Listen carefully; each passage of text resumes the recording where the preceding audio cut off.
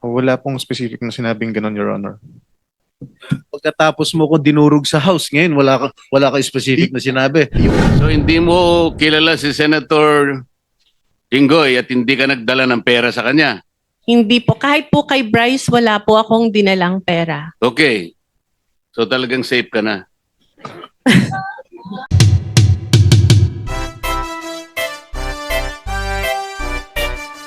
Madam Mina, sa message mo nung December 11, which was a Sunday, may sinasabi ng isang delivery. Tama po ba? Yes po. Ano ito? Para saan at para kanino? I meant by delivery po are the documents na hinihingi niya po for the processing po ng joint venture with the supposed contractor. Hindi pera ito. Kasi ang Hindi. ini-insinuate ni Bryce Hernandez no sa House of nung nag-testify siya, ang insinuation sa akin because of my connections allegedly with certain Beng Ramos and yourself na staff ko raw si Beng Ramos, yung delivery na, ang pinalabas niya sa house, yung delivery niya, yung ibig sabihin ng delivery, pera. Na nag-deliver ka ng pera straight to my office. Yun ang ganun insinuation niya eh.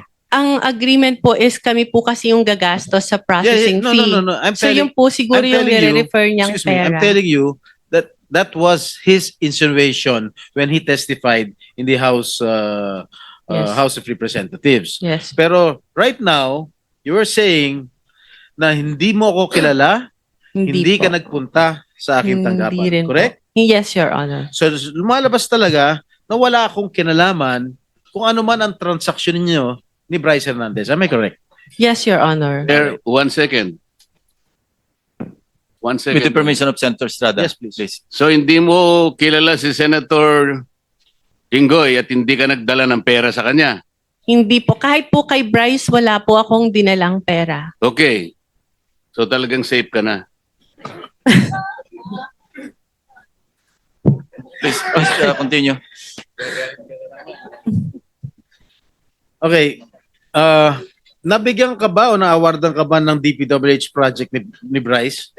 Wala po kaming na-award na project dahil hindi nga po kami natuloy na mag-bid, Your Honor.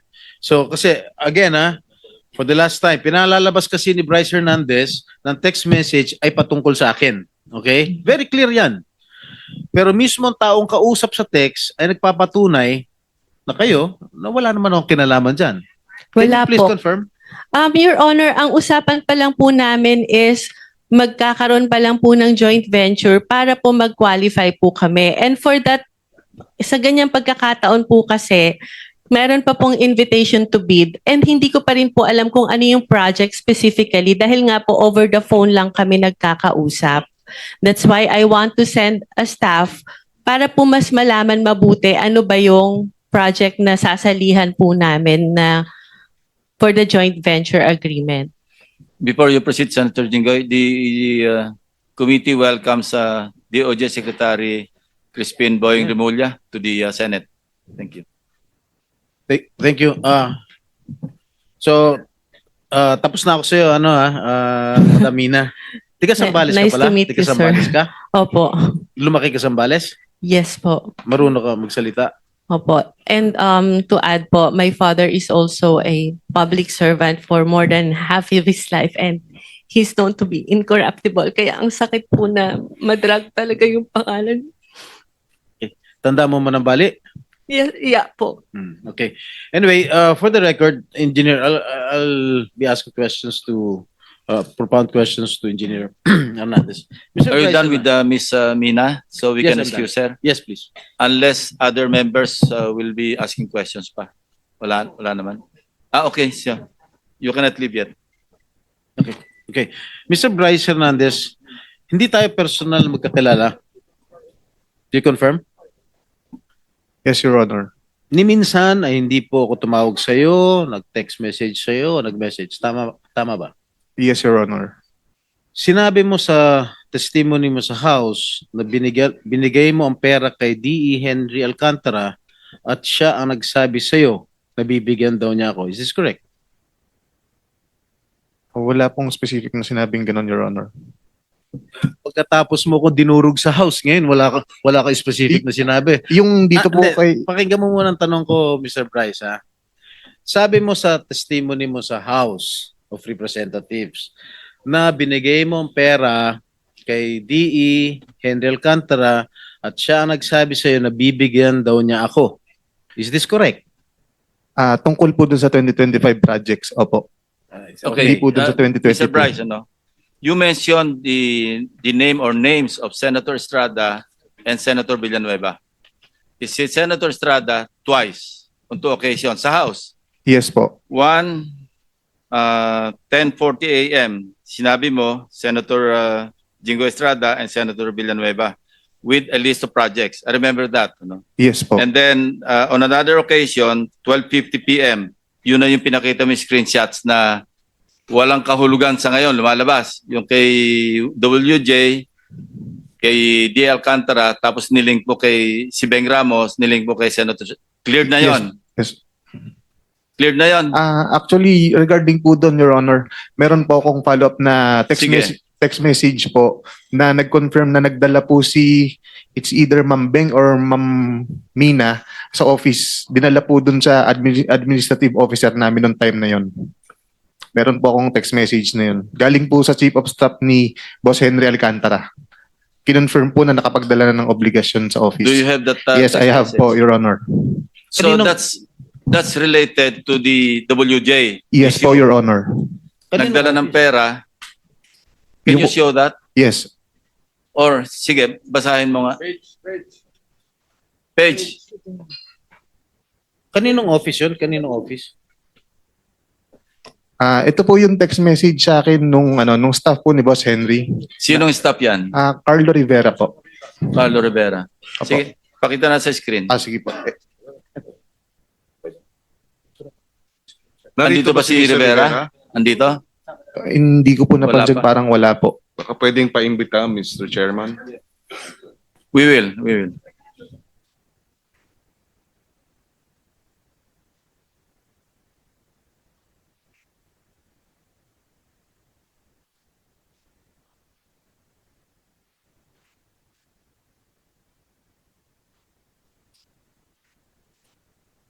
While waiting, yung isa pang pagkabanggit mo sa kanilang dalawa, yung 10:40 a.m.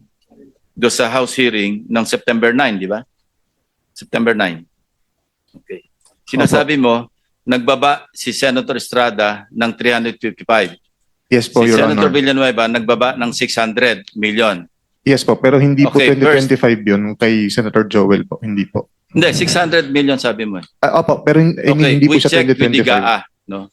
Yung kay Senator Villanueva, in fairness to him, hindi namin makita sa GAA yung mga enumeration mo o yung enumerated list of projects.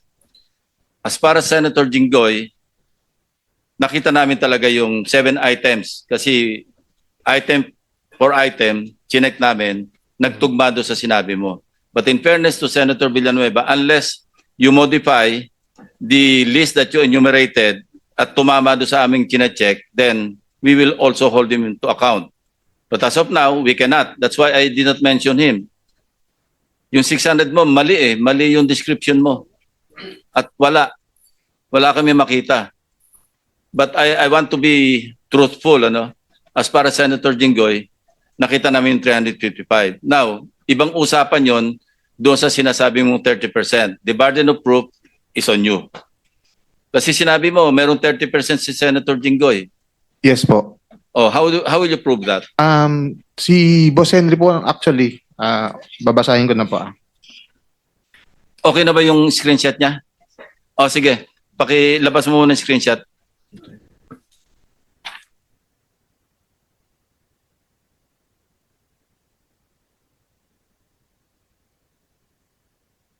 Sige, you start reading from your cell phone. Sige.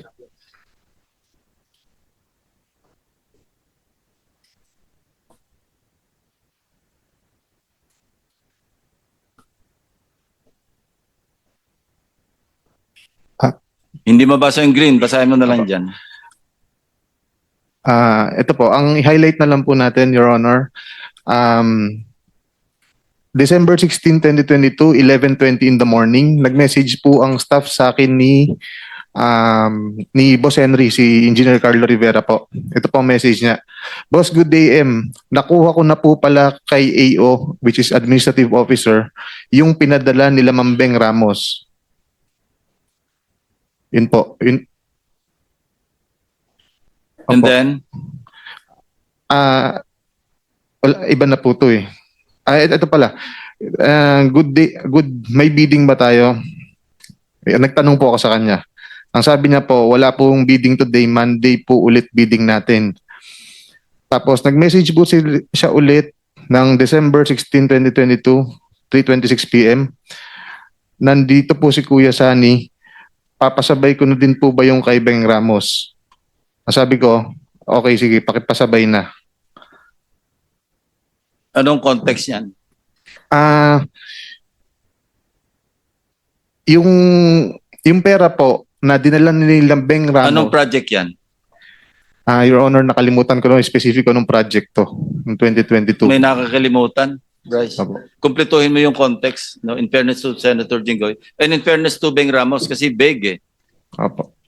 Sinabi mo nga ipapadala. Buuin mo yung istorya bago natin itackle yan. Sige po, Your Honor. Try to recall, try to remember, and then kumuha ka pa ng additional proof. Because sa akin, face value eh. Yes po, Walang Your Honor. context Sige. eh. Opo. Mr. Chairman, if I may, just to Yes, follow Senator up. Villanueva. Thank you very much, Mr. Chairman. Just to follow up on what you mentioned a while ago, Mr. Chairman, and I thank you for walking the extra mile in looking at the particular items that this so-called witness made mention during the House hearings, Mr. Chairman. Meron po ako ditong 2023 GAA, Mr. Chairman. 2023 GAA. Sabi po niya doon sa hearing, Mr. Chairman, nasa GAA daw po. He was under oath when he said it. Binasa ko po lahat to, Mr. Chairman. Actually, nagpunta pa ho ako sa 2024 tsaka 2022. Actually, he mentioned 2023, hindi ba? Opo, tama po kayo, Mr. Chairman. So, mamaya habang break po tayo, at I will not, I wanted to appeal sana to my dear colleagues if I can ask questions dahil grabe ho yung ginawa sa atin. Pero, Mr. Meron ka Chairman, naman dito kasi last kang dumating. So you're number 13 after Senator Gatchalian, Senator De La Rosa, and then ikaw na. Opo, opo, So after Mr. lunch, Chairman. after our lunch Yes. break, you can have your time. Mr. Chairman, just to point out, Senator, go pa Mr. pala. Chairman, just to point out po, Mr. Chairman, few seconds lang. Mr. Chairman, ito yung 2023. Pwede ho ba ibigay natin kay Bryce ngayon, Mr. Chairman? Hanapin niya po dito yung sinasabi niya doon sa House na nandito yung binabanggit niya na may flood control project si Joel Villanueva. If we can, Mr. Chairman, that's Yeah. okay. But later, we'll leave you your time, your 5 minutes Thank you. after the break. Senator, ikaw pa, no? Yes, thank you, Mr. Chair. I just 2 minutes and 31 I'll seconds. just wrap up for the information of our of the committee. Yung sinasabi po ni Bryce, December 16 of 2022, I have not participated in any budget process for the projects for 2022, and that is very, very clear. All right. Engineer Alcantara, sinabi ni Bryce na binigyan daw niya sa iyo yung pera at may mga nakausap kang politiko na ang sabi niya, binigyan ka ng pera para ibigay mo sa politiko. Am I correct? Is that true? Is that true? Can you confirm? No, Your Honor. Respectfully deny po yung sinasabi niya. Ano po? Respectfully deny po yung sinasabi niya na binigay niya po sa akin na may mga ganun pong issue, Your Honor. So tama si Senator Lacson, the burden of proof lies with you, Mr. Hernandez. Kasi tahasan mo sinabi sa House of Representatives at kinundina naman ako ng taong bayan dahil sa isang salita mo na ako raw ay humihingi ng 30%. Okay? Mga kababayan, to my colleagues here in the Senate, I have already been crucified, vilified in the past. And I am, again, an easy target. Kahit sino pwedeng sabihin nilang pangalan. Pag sinabi mo ba, si Senator Hontiveros, humihingi ng 30%, maniniwala ba tao? Hindi. Pag ako o si Senator Estrada humingi ng 30%, maniniwala ba tao? Yes. Dahil I have my past. Meron akong mga nakaraan na issues. Kaya I am very vulnerable to all these attacks. And I deny vehemently na merong hinihingi akong porsyento sa mga proyekto. Okay? And siguro, sinabi na ni DE Henry Alcantara na panay hearsay lang. Nakita mo ba na binigyan ako ni Henry Alcantara ng pera? Did you see? Did you ever see Alcantara handing money over me to me? I don't think so. Pero ba may nakita ka ba? Sagutin mo lang, yes or no, may nakita ka ba? Wala po. Okay. That's all, Mr. Chair.